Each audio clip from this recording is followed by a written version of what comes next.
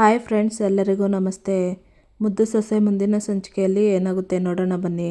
ನೋಡೋದಕ್ಕೂ ಮುಂಚೆ ವಿನೋದ ವೈಎಂ ಬ್ಲಾಗ್ಗೆ ಯಾರು ಸಬ್ಸ್ಕ್ರೈಬ್ ಆಗಿಲ್ವೋ ಪ್ಲೀಸ್ ಸಬ್ಸ್ಕ್ರೈಬ್ ಆಗಿ, ಲೈಕ್ ಕೊಡಿ, ಬೆಲ್ ಐಕಾನ್ ಆಲ್ ಅಂತ ಒತ್ತಿ ಫ್ರೆಂಡ್ಸ್. ಗೋವಿಂದ ಮಂತ್ರಿಗಳು ಹೇಳ್ದಾಗೆ ನಮ್ಮ ಕಾರ್ಯಕರ್ತರಿಗೆ ಎಲ್ರಿಗೂ ಹುಷಾರಾಗಿರೋಕೆ ಹೇಳನ್, ಯಾಕಂದ್ರೆ ಒಂದೊಂದು ಓಟನ್ನು ಮುಖ್ಯನೇ ಅಂತ ಶಿವರಾಮೇಗೌಡರು ಅಂತಾರೆ. ಸರಿ ಅಣ್ಣ ಅಂತಾನೆ ಗೋವಿಂದೇಗೌಡರು. ಭಾವ ಮಜ್ಜಿಗೆ ತಕೊಳ್ಳಿ ಅಂತ ಈಶ್ವರಿ ಮಜ್ಜಿಗೆ ತಂದ್ಕೊಡ್ತಾಳೆ. ಈಶ್ವರಿ ಮೋಹನ ಎಲ್ಲಿ ಅಂತ ಶಿವರಾಮೇಗೌಡರು ಕೇಳ್ತಾರೆ. ಕೆಂಪಣ್ಣನ ಮಗಳದ್ದು ಸೀಮಂತೆ ಅಲ್ವೇ, ಹಂಗೆ ಮೊಯ್ಕೊಟ್ಬಿಟ್ಟು ಮಾತಾಡ್ಸ್ಕೊಬತ್ತೀನಿ ಅಂತ ಹೋಗವ್ರೆ. ವಿದ್ಯಾ ಬಾಗ್ಲಲ್ಲಿ ನಿಂತ್ಕೊಂಡಿರ್ತಾಳೆ. ಸುಭಾಷ ಎಲ್ಗೋ ಹೋಗ್ತಾನೆ. ಶಿವರಾಮೇಗೌಡರು ಸುಭಾಷ ಅಂತ ಕೂಗ್ತಾರೆ. ದೊಡ್ಡಪ್ಪ ಅಂತಾನೆ ಸುಭಾಷ. ಅದು ನೀನು ಇವತ್ತು ಪಾರ್ಟಿ ಆಫೀಸ್ಗೆ ಹೋಗು, ಎಲ್ಲ ಊರಿನ ಮುಖಂಡರು ಬಂದಿರ್ತಾರೆ, ಅವರೆಲ್ಲರಿಗೂ ವೋಟರ್ ಲಿಸ್ಟ್ ಕೊಟ್ಬಿಡು ಅಂತ ಶಿವರಾಮೇಗೌಡರು ಹೇಳ್ತಾರೆ. ವೋಟರ್ ಲಿಸ್ಟ್ ಎಲ್ಲ ಮಾವಯ್ಯನ ಕೊಟ್ಟಿದ್ದೀನಿ, ಅವರು ತಲುಪಿಸ್ತೀನಿ ಅಂತ ಹೇಳವ್ರೆ ದೊಡ್ಡಪ್ಪ ಅಂತಾನೆ ಸುಭಾಷ. ಮಾವಯ್ಯನ ಯಾರಲ್ಲ ಅಂತಾರೆ ಶಿವರಾಮೇಗೌಡರು. ಸುಭಾಷ ನಕ್ಕೊಂಡು ಚಂಪವ್ರ ಅಪ್ಪನ ಕೈಯಲ್ಲಿ ಅಂತಾನೆ. ಓಹೋ ಹಂಗಾದ್ರೆ ಸರಿ, ಆದ್ರೂ ನೀನು ಒಂದ್ಸತಿ ಹೋಗಿ ಅವ್ರಿಗೆ ಏನೇನು ವ್ಯವಸ್ಥೆ ಬೇಕು ಅಂತ ನೋಡ್ಲಾ, ಆಮೇಲೆ ಏನಾದ್ರೂ ಗೊಂದಲಗಳಿದ್ರೆ ನಿವಾರಿಸ್ಬಿಟ್ ಬಾ. ಗೋವಿಂದ ಹಂಗೆ ಅವನಿಗೆ ಏಜೆಂಟ್ ಫಾರಮ್ಮು ಕಳ್ಸ್ಬಿಡು ಅಂತ ಶಿವರಾಮೇಗೌಡರು ಹೇಳ್ತಾರೆ. ಸರಿ ಅಣ್ಣ ಅಂತ ಗೋವಿಂದ ಅಂತಾರೆ. ದೊಡ್ಡಪ್ಪ ಬೂದ್ನೂರಲ್ಲಿ ಏನೋ ಸಮಸ್ಯೆ ಆಗಿದೆ ಅಂತ ಕಾರ್ಯಕರ್ತರು ಫೋನ್ ಮಾಡಿದ್ರು, ಅದಕ್ಕೆ ನಾ ಬರ್ತೀನಿ, ನೀವು ಕಾರ್ಯಕರ್ತರನ್ನೆಲ್ಲ ಸೇರಿಸ್ರಿ ಅಂತ ಹೇಳ್ಬಿಟ್ಟಿವ್ನಿ ಅಂತ ಸುಭಾಷ ಹೇಳ್ತಾನೆ. ಲೇ, ಅಲ್ಲಿಗೆ ರಾತ್ರಿಕೋ ಇಲ್ಲ ಒತ್ತಾರಿಕೋ ಹೋದ್ರೆ ಆಯ್ತು, ಈಗ ಪಾರ್ಟಿ ಆಫೀಸ್ ತಕ್ಕ ಹೋಗು ಅಂತ ಗೋವಿಂದೇಗೌಡರು ಹೇಳ್ತಾರೆ. ಏನೋ ಒಬ್ರು ಇಬ್ರು ಆದ್ರೆ ಹೇಳ್ಬೋದಾಗಿತ್ತು, 100-150 ಜನ ಸೇರ್ಕೊಂತವ್ರೆ, ಹೋಗಕ್ಕಿಲ್ಲ ಅಂದ್ರೆ ತಪ್ಪಾಗ್ಬಿಡಕ್ಕಿಲ್ವೇ ಅಂತ ಸುಭಾಷ ಹೇಳ್ತಾನೆ. ಹೇಳ್ತಾ ಇರೋದು ನಿನ್ಗೆ ಅಲ್ವೇನ್ಲಾ ನಿನ್ನ ಅಂತ ಹೋಗ್ತಾನೆ ಮುಂದಕ್ಕ ಗೋವಿಂದ. ಶಿವರಾಮೇಗೌಡರು, ಗೋವಿಂದ ಮುಖ್ಯವಾದ ಕೆಲಸ ಐತೆ ಅಂತ ಅವನೇ ತಾನೇ, ಹೋಗಿ ಬರ್ಲಿ ಬಿಡು, ಪಾರ್ಟಿ ಆಫೀಸ್ಗೆ ನೀನೇ ಹೋಗು, ಆಗ್ಲಿಲ್ಲ ಅಂದ್ರೆ ಬೇರೆ ಯಾರನ್ನಾದ್ರೂ ವ್ಯವಸ್ಥೆ ಮಾಡು. ಸುಭಾಷ ಆ ನೆರ್ಲೂರು ರಾಜಣ್ಣನ ಹತ್ರ, ದ್ರಗುಪೆ ಚಂದ್ರಣ್ಣನ ಹತ್ರ, ಬೂದ್ನೂರು ಸುರೇಶ್ ಅಣ್ಣನ ಹತ್ರ ಮಾತಾಡ್ತೀನಿ, ನೀನು ಅವ್ರನ್ನ ಬಿಟ್ಟು ಬೇರೆ ಕೆಲಸ ಮಾಡಕ್ ಹೋಗ್ಬೇಡ ಕಣ್ಲಾ ಅಂತ ಶಿವರಾಮೇಗೌಡರು ಹೇಳ್ತಾರೆ. ನಾನು ಅವ್ರ ಕೂಟೇನೆ ಮಾತಾಡಿದ್ದು ದೊಡ್ಡಪ್ಪ, ನಿಮ್ಗೇನಾದ್ರೂ ಫೋನ್ ಮಾಡಿದ್ರೆ ತಲೆ ಕೆಡ್ಸ್ಕೊಬೇಡಿ ಅಂತ ಸುಭಾಷ ಹೇಳ್ತಾನೆ. ನೋಡಿದ್ರ ಬಾವ, ನಮ್ಮ ಸುಭಾಷ ಏಟೊಂದು ಜವಾಬ್ದಾರಿ ತಕೊಂಡು ಕೆಲಸ ಮಾಡ್ತಾವನೆ ಅಂತವ, ನಿಮ್ಮನ್ನ ಗೆಲ್ಸ ಗಂಟ ಇವನ್ ನಿದ್ದೆ ಮಾಡಂಗ್ ಕಾಣಕ್ಕಿಲ್ಲ. ಸರಿ ಕಣ್ಲಾ, ನೀನ್ ಹೋಗ್ಬಿಟ್ ಬಾ, ಹಿಂಗೆ ಜವಾಬ್ದಾರಿಯಿಂದ ಕೆಲಸ ಮಾಡಿ ದೊಡ್ಡಪ್ಪನ ಹೆಸರು ಉಳಿಸು ಅಂತ ಈಶ್ವರಿ ಹೇಳ್ತಾಳೆ. ಸರಿ ಕಣಮ್ಮ ಅಂತ ಅಲ್ಲಿಂದ ಹೊರಟೋಗ್ತಾನೆ ಸುಭಾಷ. ಇತ್ತ ಭದ್ರ ಕುತ್ಕೊಂಡು ಯೋಚನೆ ಮಾಡ್ತಾ ಇರ್ತಾನೆ. ಕೋಟ್ಲೆ ಬರ್ತಾನೆ. ಅಣ್ತಮ್ಮ ಅಂತಾನೆ ಕೋಟ್ಲೆ. ಕೋಟ್ಲೆ, ಅಪ್ಪನ ಕೋಪ ಇವತ್ತು ಕಮ್ಮಿ ಆಗ್ತದೆ, ಇವತ್ತು ಕ್ಷಮಿಸ್ತಾರೆ ಅಂತ ನಂಗೆ ಕಾಯ್ತಾ ಕೂತಿದ್ರೆ ಭಯ ನೋಡಿದ್ರೆ ದಿನದಿಂದ ದಿನಕ್ಕೆ ದೂರನೇ ಆಯ್ತವ್ರಲ್ಲ ಅಂತ ಭದ್ರ ಹೇಳ್ತಾನೆ. ತಮ್ಮ, ನನ್ನ ಮನ್ಸು ಹೇಳ್ತಾ ಇದೆ, ನಿನ್ನ ಮತ್ತೆ ಮಾವಯ್ಯಂದು ಮಧ್ಯೆ ಇರೋ ಬಿರುಕು ಆದಷ್ಟು ಬಿರಿನೆ ಮುರಿದು ಒಂದಾಗ್ತೀರಾ ಅಂತ. ಇನ್ನೇನು ಚಿಂತೆ ಮಾಡಬೇಡ, ಆ ಕ್ಷಣ ಬಿರಿನೆ ಬರ್ತದೆ ಅಂತ ಕೋಟ್ಲೆ ಹೇಳ್ತಾನೆ. ನಾನು ಅದೇ ಆಸೆ ಮಾಡ್ಕೊಂಡಿದ್ದೀನಿ ಕೋಟ್ಲೆ, ಆದ್ರೆ ಅಪ್ಪಯ್ಯ ಏನಾದರೂ ಕೊನೆ ಗಂಟ ಕೋಪ ಮಾಡ್ಕೊಂಡ್ರೆ ನನ್ನ ಮೇಲೆ ಮಾಡೋದು ಅಂತ ಗೊತ್ತಾಗ್ತಾ ಇಲ್ಲ ಅಂತ ಭದ್ರ ಹೇಳ್ತಾನೆ. ತಮ್ಮ, ಹಗ್ಲು ಕಳೆದ್ಮೇಲೆ ರಾತ್ರಿ, ರಾತ್ರಿ ಕಳೆದ್ಮೇಲೆ ಹಗ್ಲು ಬರಲೇಬೇಕು. ಅವತ್ತು ಮಾವಯ್ಯನ ಬಗ್ಗೆ ಎಲ್ಲ ಸುಳ್ಳು ಪ್ರಚಾರ ಹಬ್ಸಿ ಎಲ್ಲ ಮುಗ್ದೇ ಹೋಯ್ತು. ಏನೇ ಮಾಡಿದ್ರು ಎಲೆಕ್ಷನ್ ಅಲ್ಲಿ ಗೆಲ್ಲಕ್ಕಾಗಲ್ಲ ಅನ್ಕೊಂಡಿದ್ವಿ, ಆದ್ರೆ ಅದಕ್ಕೆಮ್ಮ ಎಲ್ಲಾನು ಒಂದೇ ಸಲ ದ್ವಾಸೆ ತಿರ್ವಾಕ್ದಂಗೆ ಎಲ್ಲಾನು ಬದಲಾಯಿಸ್ಬಿಟ್ರು. ಯಾವ ಜನ ಮಾವಯ್ಯನ ಬೈತಾ ಇದ್ರೋ ಅದೇ ಜನ ಹೋಗ್ಲಿ ಒಳ್ಳೆ ಹೆಸರು ಬರಂಗ್ ಮಾಡಿಲ್ವೇ ಅಂತ ಕೋಟ್ಲೆ ಹೇಳ್ತಾನೆ.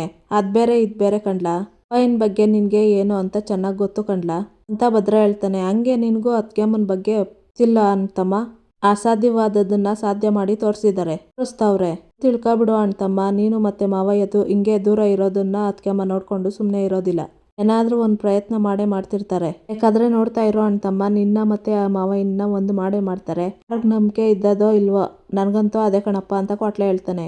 ಇತ್ತ ಸುಭಾಷ ಕೈಗೆ ಹೂವ ಸುತ್ಕೊಂಡು ಮಲ್ಗೆ ಹೂವ ಲಾಡ್ಜ್ಗೆ ಬರ್ತಾನೆ. ನಂದಿನಿ ಆಗ್ಲೇ ಬಂದ್ ಕೂತಿರ್ತಾಳೆ. ಥ್ಯಾಂಕ್ಸ್ ನಂದಿನಿ, ನನ್ ಮ್ಯಾಕ್ ನಂಬಿಕೆ ಇಟ್ಟು ಪ್ರೀತಿಯಿಂದ ಇಲ್ಲಿ ಗಂಟ ಬಂದಿದ್ದಕ್ಕೆ ತುಂಬಾ ಥ್ಯಾಂಕ್ಸ್ ಸುಭಾಷ ಹೇಳ್ತಾನೆ. ಸುಭಾಷ್, ನಾನು ಈಗ್ಲೂ ಕೇಳ್ತಿದ್ದೀನಿ, ನೀವು ನನ್ನ ಕುತ್ತಿಗೆಗೆ ತಾಳಿ ಕಟ್ತೀರಾ ಅಲ್ವಾ ಅಂತ ನಂದಿನಿ ಕೇಳ್ತಾಳೆ. ಇನ್ನೂ ನನ್ನ ಮೇಲೆ ನಿನ್ಗೆ ಅನುಮಾನ ದೂರ ಆಗ್ಲಿಲ್ವಾ ನಂದಿನಿ? ಆದಷ್ಟು ಬಿರಿನೇ ಆ ಮೋಸ್ಗಾತಿನ ದೂರ ಮಾಡಿ ನಿನ್ನ ಮದ್ವೆ ಆಗಿ ನಮ್ಮ ಮನೆ ಸೊಸೆ ಆಗಿ ಕರ್ಕೊಂಡೋಗ್ತೀನಿ ಅಂತ ಸುಭಾಷ ಹೇಳ್ತಾನೆ. ಅದಕ್ಕೆಲ್ಲ ನಿಮ್ಮ ಮನೇಲಿ ಒಪ್ತಾರ ಸುಭಾಷ್ ಅಂತ ನಂದಿನಿ ಹೇಳ್ತಾಳೆ. ಇದೇನ್ ನಂದಿನಿ ಹಿಂಗ್ ಕೇಳ್ತಾ ಇದೀಯಾ? ನನ್ಗೆ ನಮ್ ದೊಡ್ಡಪ್ಪ ಶಾನೆ ದೊಡ್ಡ ಜವಾಬ್ದಾರಿ ಕೊಟ್ಟವ್ರೆ, ನನ್ ಮ್ಯಾಕ್ ನಂಬಿಕೆ ಇಟ್ಟು ನನ್ನ ವಾರಸ್ದಾರನಾಗ್ ಮಾಡ್ಕೊಂತವ್ರೆ. ಇನ್ನ ಅವಳು ಮುಖವಾಡ ಕಳ್ಚಿ ಅವಳನ್ನ ಆಚೆ ತಳ್ಳಿ ನನ್ನ ಸೊಸೆ ಮಾಡ್ಕೊಂಡು ಮಹಾರಾಣಿ ತರ ಕರ್ಕೊಂಡೋಗ್ತಾರೆ ಅಂತ ಸುಭಾಷ ಹೇಳ್ತಾನೆ. ನೀವ್ ಇಷ್ಟೆಲ್ಲ ಹೇಳಿದ್ಮೇಲೆ ನಿಮ್ಮನ್ನ ನಂಬದೇ ಇರಕ್ಕಾಗುತ್ತಾ? ನಿಮ್ಮನ್ನ ಖಂಡಿತ ನಂಬ್ತೀನಿ. ಅಂತ ನಂದಿನಿ ಹೇಳ್ತಾಳೆ. ಹಿಂಗೋ ಬಕ್ರ ಸರಿಯಾಗಿ ಬಲೆಗ್ ಬಿತ್ತು ಅಂತ ಮನ್ಸಲ್ಲೇ ಸುಭಾಷ ಅನ್ಕೊಂತಿರ್ತಾನೆ. ಬಳೆಗಳ ಸದ್ದು ಕೇಳಿಸುತ್ತೆ. ನಂದಿನಿ ಏನದ್ ಸೌಂಡು ಅಂತ ಸುಭಾಷ ಕೇಳ್ತಾನೆ. ನಂಗೂ ಗೊತ್ತಿಲ್ಲ ಸುಭಾಷ್, ಮೇ ಬಿ ಪಕ್ಕದ ರೂಮಲ್ಲಿ ಇರ್ಬೋದು ಅಂತ ಹೇಳ್ತಾಳೆ ನಂದಿನಿ. ಇಲ್ಲ ಇಲ್ಲ, ಇಂಥ ಜಾಗಗಳಿಗೆ ತುಂಬಾ ಹುಷಾರಾಗಿರ್ಬೇಕು. ಒಳಗ್ ಬಂದ ತಕ್ಷಣ ರೂಮ್ ಎಲ್ಲ ಚೆಕ್ ಮಾಡಿಲ್ವೇ ತಾನೆ ಸುಭಾಷ. ಅದು ಅಂತಾಳೆ ನಂದಿನಿ. ಮುಂಗ್ ಹಾಕಿರೋ ಕಾಟನ್ನೆಲ್ಲ ಸೇರಿಸಿ ನೋಡ್ತಾ ಇರ್ತಾನೆ ಸುಭಾಷ. ಚಂಪಾ ಇರ್ತಾಳೆ. ಸುಭಾಷ ಮೋಸ ಮಾಡೋದನ್ನ ನೆನ್ಸ್ಕೊಂತಾಳೆ ಚಂಪಾ. ಸುಭಾಷ ಗಿಫ್ಟ್ ತಗೊಂಡು ಬಂದ್ಬಿಟ್ಟೆ, ಇನ್ನೇನ್ ಇಲ್ಲೇ ಇದ್ದೀನಿ. ಇಲ್ಲ ಬಂದೆ, ಒಳಗ್ ಬರ್ತಾ ಇದ್ದೀನಿ ಅಂತ ಫೋನಲ್ಲಿ ಮಾತಾಡ್ಕೊಂಡು ಹೋಗ್ತಾ ಇರ್ತಾನೆ. ಅವನ ಹಿಂದೆ ಚಂಪಾನನ್ನು ವಿದ್ಯಾ ಫಾಲೋ ಮಾಡ್ಕೊಂಡು ಬಂದಿರ್ತಾರೆ. ಸುಭಾಷ್ ಅಣ್ಣ ಹೋಯ್ತಾ ಇರೋದ್ ನೋಡಿದ್ರೆ ನನ್ನ ಅನ್ಮನ ದಿಟ ಅನಿಸ್ತೈತೆ ವಿದ್ಯಾ ಹೇಳ್ತಾಳೆ. ಯಾಕಕ್ಕ ಅಂತಾಳೆ ಚಂಪಾ. ತಿನ್ನೇನ್ ಚಂಪಾ, ಇತ್ತಾಗೆ ನಿನ್ ಜೊತೆನೂ ಸಂತೋಷವಾಗಿ ಇಲ್ಲ. ರಾಳೆ ಬುದ್ಧಿನೂ ಇನ್ನೂ ಬಿಟ್ಟಿಲ್ಲ. ಮಧ್ಯದಲ್ಲಿ ಬೇರೆ ನಾಟಕಗಳು ಬೇರೆ ನಡೀತೈತೆ. ಇದನ್ನೆಲ್ಲ ನೋಡ್ತಾ ಇದ್ರೆ ಇವ್ರು ಹೋಗ್ತಾ ಇರೋ ದಾರಿ ಸರಿ ಇಲ್ಲ ಅಂತ ಅನ್ನಿಸ್ತಾ ಇಲ್ವೇ ನಿನ್ಗೆ ಅಂತ ವಿದ್ಯಾ ಹೇಳ್ತಾಳೆ. ಹಂಗೆಲ್ಲ ಏನೂ ಇಲ್ಲ, ಮನ್ಸಲ್ಲಿ ಇನ್ನ ಮದ್ವೆ ದಿವಸ ಆಗಿದ್ದ ಗಾಯನೇ ವಾಸಿ ಆಗಿಲ್ಲ ಅಂತ ಚಂಪಾ ಹೇಳ್ತಾಳೆ. ಇಲ್ಲೇ ಚಂಪಾ, ಇಲ್ಲೇ ನೀನ್ ಎಡುತ್ತಾ ಇರೋದು. ಸುಭಾಷ್ ಅಣ್ಣ ಮನಸ್ಸಲ್ಲಿ ಒಂದ್ ಮಾಡ್ಕೊಂಡು ಅಟ್ಟಿಯವ್ರ ಮುಂದೆನೆ ಒಂಥರ ಇರ್ತಾರೆ. ಅಂದ್ಮ್ಯಾಕೆ ಈ ವಿಷಯದ ಬಗ್ಗೆ ಯೋಚನೆ ಮಾಡ್ಬೇಕು ಅಂತ ನಿನ್ಗೆ ಅನ್ಸ್ಲಿಲ್ವೇ ಅಂತ ವಿದ್ಯಾ ಹೇಳ್ತಾಳೆ. ನನ್ಗೇನು ಅರ್ಥ ಆಗ್ತಾ ಇಲ್ಲ ಅಕ್ಕ ಅಂತ ಚಂಪಾ ಹೇಳ್ತಾಳೆ. ಅರ್ಥ ಮಾಡ್ಕೋಬೇಕು ಅಂದ್ರೆ ಪತ್ತೆದಾರಿ ಕೆಲಸ ಮಾಡ್ಬೇಕು. ಆ ಚಂಪಾ, ಇವ್ರು ಎಲ್ಲಿಗೆ ಹೋಯ್ತಾವ್ರೆ, ಏನ್ ಮಾಡ್ತಾವ್ರೆ ಅಂತ ತಿಳ್ಕೊಳೋಣ. ಗಂಡ ದಾರಿ ತಪ್ಪಿದ್ರೆ ಕುಟುಂಬದ ದಿಕ್ಕೆ ತಪ್ಪದಂಗೆ ಅಂತ ವಿದ್ಯಾ ಹೇಳ್ತಾಳೆ. ಸುಭಾಷ, ತಗೋ ನಂದಿನಿ, ನಿನ್ಗೋಸ್ಕರ ಗಿಫ್ಟ್ ತಗೋ ಬಂದಿದ್ದೀನಿ ಅಂತ ಕೊಡ್ತಾನೆ. ಥ್ಯಾಂಕ್ ಯು ಅಂತಾಳೆ ನಂದಿನಿ ಆಮೇಲೆ ಇಂಥ ಜಾಗದಲ್ಲೇ ಮೀಟ್ ಮಾಡೋಣ. ಇಲ್ಲಾಂದ್ರೆ ಹೋಟ್ಲು ರೆಸ್ಟೋರೆಂಟು ಅಂತಂದ್ರೆ ನಮ್ ದೊಡ್ಡಪ್ಪನ ಕಡೆಯವರು ಗೊತ್ತಿರೋರೆಲ್ಲ ಓಡಾಡ್ತಾ ಇರ್ತಾರೆ. ಆಮ್ಯಾಕ ಅವ್ರು ನೋಡಿದ್ರೆ ವಿಷಯನೇ ಬೇರೆ ಆಗೋತದೆ. ಬಂದಿದ್ದಕ್ಕೆ ತುಂಬಾ ಥ್ಯಾಂಕ್ಸ್ ನಂದಿನಿ. ಟೈಮ್ ಆಯ್ತು, ನಾನು ಇನ್ನು ಹೊರಡ್ತೀನಿ ಅಂತ ಸುಭಾಷ ಹೇಳ್ತಾನೆ. ನಂದಿನಿ ಸರಿ ಸುಭಾಷ ಅಂತ ಹೇಳಿ ಹಗ್ಗು ಕೊಟ್ಟು ಹೋಗ್ತಾನೆ ಸುಭಾಷ. ನಂದಿನಿ ಗಿಫ್ಟ್ ಇಟ್ಕೊಂಡು ಬರ್ತಿರ್ತಾಳೆ. ನಂದಿನಿ ಹೊರೆ ಅಂತ ವಿದ್ಯಾ ಕೂಗ್ತಾಳೆ. ಅಲ್ಲಿಗೆ ಚಂಪನ್ನು ಬರ್ತಾಳೆ. ನೀವು ಸುಭಾಷ್ ಹೆಂಡ್ತಿ, ನೀವು ಅವ್ರ ಅಣ್ಣನ ಹೆಂಡ್ತಿ ಅಲ್ವಾ ಅಂತ ಕೇಳ್ತಾಳೆ ನಂದಿನಿ. ಹೌದು, ನಿಮ್ ತಾವ ಒಂದು ಮುಖ್ಯವಾದ ವಿಷಯ ಮಾತಾಡ್ಬೇಕಿತ್ತು ಅಂತ ವಿದ್ಯಾ ಕೇಳ್ತಾಳೆ. ನನ್ನ ಹತ್ರನಾ ಅಂತಾಳೆ ನಂದಿನಿ. ಸರಿ, ಅದೇನ್ ಹೇಳಿ ಅಂತಾಳೆ. ನಿಮಗೆಲ್ಲ ಗೊತ್ತಿದ್ರುವೆ ನೀವ್ ಹಿಂಗ್ ಮಾಡೋದು ಸರಿನಾ ಅಂತ ಕೇಳ್ತಾಳೆ ವಿದ್ಯಾ. ನನ್ಗೇನು ತಪ್ಪು ಅಂತ ಅನಿಸ್ತಾ ಇಲ್ಲ. ಅವ್ರವತ್ತು ಇವ್ರಿಗೆ ಬಲವಂತವಾಗಿ ತಾಳಿ ಕಟ್ಟಿರ್ಬೋದು, ಬಟ್ ಇವ್ರ ಜೊತೆ ಅವರು ಸಂತೋಷವಾಗಿದ್ದಾರಾ? ಇಲ್ಲ ಅಲ್ವಾ ಅಂತ ನಂದಿನಿ ಹೇಳ್ತಾಳೆ. ನೀವು ಶಾನೆ ತಪ್ಪು ತಿಳ್ಕೊಂಡಿದ್ದೀರಾ ಅಂತ ಚಂಪಾ ಕೇಳ್ತಾಳೆ. ಯಾವತ್ ತಪ್ಪು? ಆಸ್ತಿಗೋಸ್ಕರ ಆಸೆ ಪಟ್ಟು ಪ್ರೀತಿ ನಾಟಕ ಆಡಿ ಬಲವಂತವಾಗಿ ತಾಳಿ ಕಟ್ಟಿಸ್ಕೊಂಡಿರೋದು ಸರಿನಾ ಅಂತ ನಂದಿನಿ ಹೇಳ್ತಾಳೆ. ನೋಡಕ್ಕ, ನಾನು ಬಡವಳೇ ಇರ್ಬೋದು, ಆದ್ರೆ ಆಸ್ತಿಗೆ ಆಸೆ ಪಟ್ಟು ನಾನು ಸರ್ವಸ್ವನೇ ಒಪ್ಸೋಳಲ್ಲ ಅಂತ ಚಂಪಾ ಹೇಳ್ತಾಳೆ. ಮತ್ತೆ ನೀನ್ ಯಾಕೆ ಅವ್ರಿಗೆ ಮೋಸ ಮಾಡಕ್ ಹೊಂಟಿದೀಯಾ ಅಂತ ನಂದಿನಿ ಕೇಳ್ತಾಳೆ. ಮೋಸ ಮಾಡಿರೋದು ನಾನಲ್ಲ, ದಿಟ್ವಾಗ್ಲೂ ಮೋಸ ಹೋಗ್ತಾ ಇರೋದು ನೀವು ಅಂತಾಳೆ ಚಂಪಾ. ಹೌದು ನಂದಿನಿ ಅವರೇ, ಮೋಸ ಆಯ್ತಿರೋದು ಬರೀ ಚಂಪನ್ಗೆ ಮಾತ್ರ ಅಲ್ಲ, ನಿಮ್ಗೂ ಸೇರಿಸಿ ಮೋಸ ಆಯ್ತೈತೆ. ಈಗ ನೀವು ಮಾತಾಡಿ ಕಳ್ಸಿದ್ರಲ್ಲ ಆ ವ್ಯಕ್ತಿ ನಂಬಿಕೆಗೆ ಅರ್ಹರಲ್ಲ. ಅವ್ರ ಸ್ವಾರ್ಥಕ್ಕೋಸ್ಕರ ಏನ್ ಬೇಕಾದ್ರೂ ಮಾಡೋರವ್ರು ಅಂತ ವಿದ್ಯೆ ಹೇಳ್ತಾಳೆ. ಈಗ ಇವಳು ತಪ್ಪನ್ನ ಮುಚ್ಚಾಕೋದಕ್ಕೆ ಅವ್ರ ಮೇಲೆ ಗೂಬೆ ಕೂರಿಸ್ತಾ ಇದ್ದೀರಾ ಅಂತ ನಂದಿನಿ ಹೇಳ್ತಾಳೆ. ತಪ್ಪೆ ಯಾವುದು ಸರಿ ಯಾವುದು ಅಂತವ ಈಗ್ಲೇ ತೀರ್ಮಾನ ಮಾಡ್ಬೇಡಿ ಅಂತ ಚಂಪಾ ಹೇಳ್ತಾಳೆ. ನೀವಿಬ್ರು ಅವ್ರ ಬಗ್ಗೆ ನನ್ಗೇನು ಕೆಟ್ಟದಾಗಿ ಹೇಳಕ್ ಬರ್ಬೇಡಿ, ಅವ್ರ ಬಗ್ಗೆ ನನಗ್ ಗೊತ್ತು ಅಂತಾಳೆ ನಂದಿನಿ. ಇಲ್ಲ, ನಿಮಗೆ ಅವ್ರ ಬಗ್ಗೆ ಏನು ಗೊತ್ತಿಲ್ಲ. ಇವಾಗ ನೀವು ನೋಡ್ತಾ ಇರೋ ಸುಭಾಷು ವೇಷ ಹಾಕೊಂಡಿರೋದನ್ನ.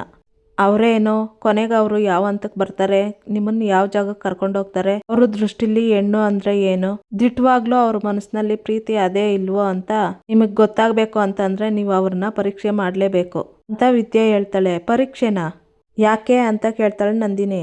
ಯಾಕಂದ್ರೆ ನನ್ಗಾದ ಅನ್ಯಾಯ ನಿಮಗಾಗ್ಬಾರ್ದು ಅದಕ್ಕೆ ಅಂತಾಳೆ ಚಂಪಾ. ಅವತ್ತು ಕೊನೆಗೆಳ್ಗೆಲ್ಲಿ ಚಂಪನ್ ಕುತ್ತಿಗೆಗೆ ತಾಳಿ ಕಟ್ಸಿದ್ದೇನ್ಕೆ ಅಂದ್ರೆ ಒಂದು ಹೆಣ್ಣಿಗೆ ಅನ್ಯಾಯ ಆಗ್ಬಾರ್ದು ಅಂತ. ಆದ್ರೆ ಇವತ್ತು ನಿಮ್ ಜೀವನದಲ್ಲಿ ಏನಾದ್ರೂ ಮೋಸ ಆದ್ರೆ ತಾಳಿ ಕಟ್ಸೋದಕ್ಕಾಗಕ್ಕಿಲ್ಲ. ಯಾಕೆ ಅಂದ್ರೆ ಆಗ್ಲೇ ಅವರು ಅನ್ಯಾಯಕ್ಕೆ ಒಳಗಾದ ಹೆಣ್ಣು ಅವ್ರ ಹೆಂಡ್ರಾಗಿ ಬಾಳ್ತಾವಳೆ ಅಂತ ವಿದ್ಯೆ ಹೇಳ್ತಾಳೆ. ಇವಾಗ ನಾನೇನ್ ಮಾಡ್ಬೇಕು ಅಂತ ನಂದಿನಿ ಕೇಳ್ತಾಳೆ.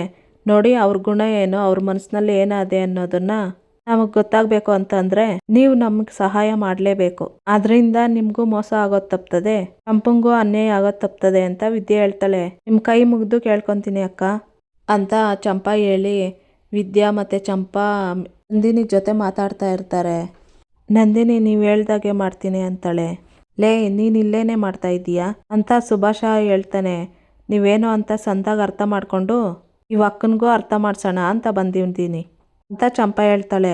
ನೀನೇನೇ ಅರ್ಥ ಮಾಡ್ಸೋದು, ಮೊದ್ಲು ಇಲ್ಲಿಂದ ನಡಿ ಅಂತ ನೂಗ್ತಾನೆ ಚಂಪನ ಸುಭಾಷ.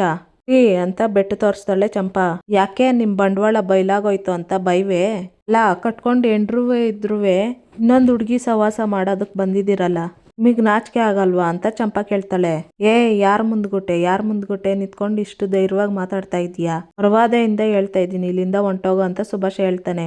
ಹೋಗಲ್ಲ ಅಂದೆ ಅಂತಾಳೆ ಚಂಪಾ. ಸುಭಾಷ ಚಂಪಾ ಮೇಲೆ ಕೈ ಮಾಡೋದಕ್ಕಂತ ಹೋಗ್ತಾನೆ. ಅಲ್ಲಿಗೆ ಶಿವರಾಮೇಗೌಡರು ಬಂದು ಕೈ ಹಿಡ್ಕೊಂತಾರೆ ಸುಭಾಷನ್ ಕೈ.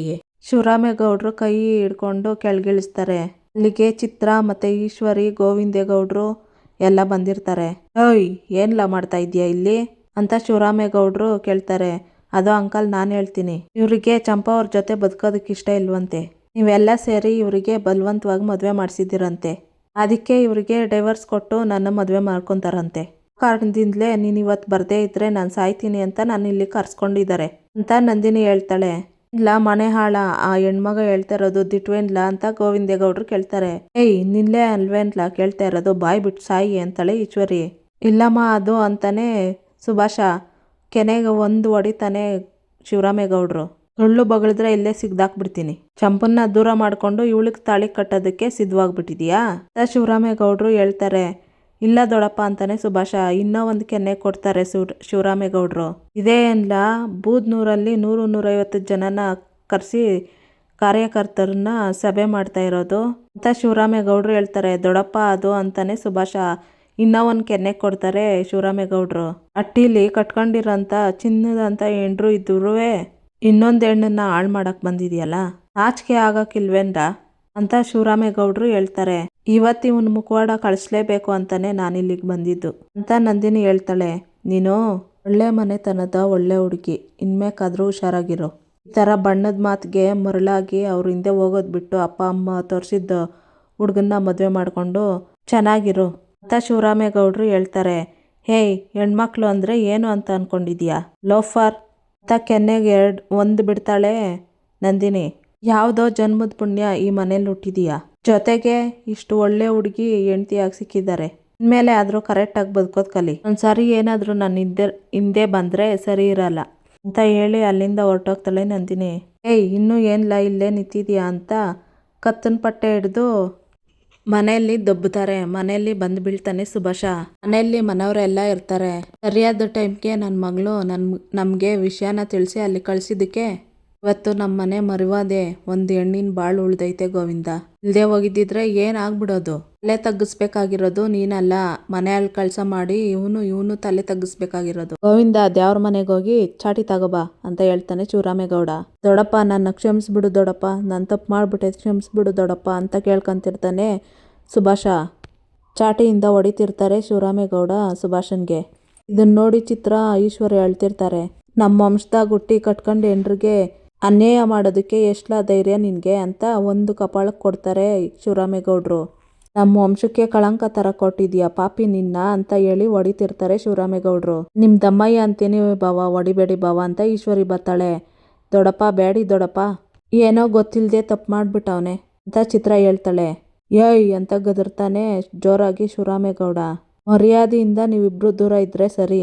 ನಿನ್ನ ಕಚಡ ಬುದ್ಧಿ ತಿಳಿದೆ ನಿನ್ನ ನನ್ನ ನೆರಳಾಗಿಟ್ಕೊಂಡು ನನ್ನ ಜವಾಬ್ದಾರಿ ವಹಿಸಿ ನೋಡ್ಕೊಳ್ಳೋ ಅಂತ ಬಿಟ್ಟಿದ್ರೆ ಇಂಥ ಕೆಲಸ ಮಾಡಕ್ಕೆ ನಿಂತ್ಕೊಂಡಿದ್ದೀಯನ್ಲ, ನನ್ನ ವಾರಸ್ದಾರನಾಗಿ ಮಾಡ್ಕೋಬೇಕು ಅಂತ ಅಂದ್ಕೊಂಡ್ರೆ ನನ್ನ ಹೆಸ್ರಿಗೇನೆ ಮಸಿಂಬಾಡ ಮಾಡಕ್ಕೆ ಹೊರಟಿದೀಯ ಅಂತ ಹೇಳ್ತಾನೆ ಶಿವರಾಮೇಗೌಡ. ಬಾವ ನಿಮ್ಮ ಕೈ ಮುಗಿತೀನಿ ಬಾವ, ಅವನ್ನ ಬಿಟ್ಬಿಡಿ ಅಂತ ಈಶ್ವರಿ ಕೈ ಮುಗಿದು ಕೇಳ್ಕೊತಿರ್ತಾಳೆ. ಅವನು ಮಾಡಿರೋ ತಪ್ಪಿಗೆ ನಾನು ಬೆಂಬಲವಾಗಿ ನಿಲ್ತಾ ಇಲ್ಲ, ಅದಕ್ಕೆ ಅವನಿಗೆ ಶಿಕ್ಷೆ ಕೊಡಿ, ದಮ್ಮಯ್ಯ ಬಾವ ಬಿಟ್ಬಿಡಿ ಅಂತ ಈಶ್ವರಿ ಕೇಳ್ಕೊತಿರ್ತಾಳೆ. ನಿನ್ನಂಥ ಮಕ್ಕಳು ಇದ್ರೆಷ್ಟು ಬಿಟ್ರೆಷ್ಟು ನೋಡ್ಲಾ, ನಿನ್ನೆತ್ತಿರೋ ತಪ್ಪಿಗೆ ನಿಮ್ಮವ್ವ ಬೇಡ್ಕೊತಾವಳೆ.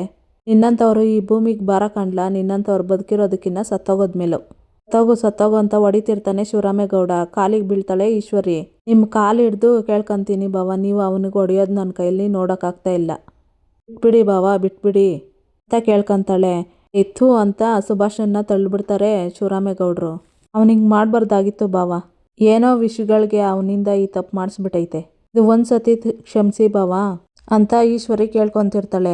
ಕಟ್ಕೊಂಡು ಹೆಂಡ್ತಿಗೆ ಮೋಸ ಮಾಡಿದ್ದಲ್ದೆ ಒಂದು ಹೆಂಡ್ರ ಜೀವನನ ಹಾಳು ಮಾಡಕ್ಕೆ ಹೊಂಟವನಲ್ಲ, ಇದು ಕಟ್ಕೊಳ್ಗೆ ನಡೆದಿರೋ ತಪ್ಪೇ. ಒಂದು ಹೆಣ್ಣಾಗಿ ನೀನು ಇವನ್ನ ಸಮರ್ಥನೆ ಮಾಡ್ಕೊತಾ ಇರೋದು ನೋಡ್ತಾ ಇದ್ರೆ ನನಗೆ ಅಸಹ್ಯ ಅನ್ನಿಸ್ತೈತೆ ಅಂತ ಶಿವರಾಮೇಗೌಡರು ಹೇಳ್ತಾರೆ. ಇಲ್ಲ ಬಾವ, ನಾನು ಸಮರ್ಥನೆ ಮಾಡ್ಕೊತ ಇಲ್ಲ. ಎತ್ತುಕರಳು ಬಾವ, ನೀವು ಹೊಡಿತಾ ಇದ್ರೆ ನೋಡೋಕ್ಕಾಗ್ತಾ ಇಲ್ಲ ನನಗೆ ಅಂತ ಈಶ್ವರಿ ಹೇಳ್ತಾಳೆ. ಎಲ್ಲದಕ್ಕೂ ಹಿಂಗೆ ಅವ್ನ ಪರವಾಗಿ ಮಾತಾಡಿ ಹಾಳು ಮಾಡಿರೋದು ನೀನೇ ಕಣೆ, ಮೊದಲು ನಿನ್ನ ಅಂತ ಗೋವಿಂದ ಗೌಡ್ರು ಹೊಡೆಯಕ್ಕೆ ಹೋಗ್ತಾರೆ ಈಶ್ವರಿನ. ಗೋವಿಂದ, ಇವನಿಂದಾಗಿ ನಮ್ಮ ಹಟ್ಟಿಲಿ ಯಾರೂ ತಲೆ ತೆಗ್ಸೋದು ಬೇಡ, ಇನ್ನು ಒಂದೇ ಒಂದು ಕ್ಷಣ ನಮ್ಮ ಹಟ್ಟಿಲಿ ಇರಬಾರ್ದು ಅಂತ ಗೋವಿಂದ ಗೌಡ್ರು ಹೇಳ್ತಾರೆ. ಇಲ್ಲಿಗೆ ಈ ಸಂಚಿಕೆ ಮುಕ್ತಾಯ ಆಗುತ್ತೆ. ಯಾರಿನ್ನೂ ವಿನೋದ ವೈಎಂ ಬ್ಲಾಗ್ಗೆ ಸಬ್ಸ್ಕ್ರೈಬ್ ಆಗಿಲ್ವೋ ಪ್ಲೀಸ್ ಸಬ್ಸ್ಕ್ರೈಬ್ ಆಗಿ, ಲೈಕ್ ಮಾಡಿ, ಶೇರ್ ಮಾಡಿ ಮತ್ತು ಬೆಲ್ ಐಕಾನ್ ಆಲ್ ಅಂತ ಒತ್ತಿ ಫ್ರೆಂಡ್ಸ್. ವಿಡಿಯೋ ನೋಡಿದ್ದಕ್ಕಾಗಿ ಎಲ್ಲರಿಗೂ ಧನ್ಯವಾದಗಳು.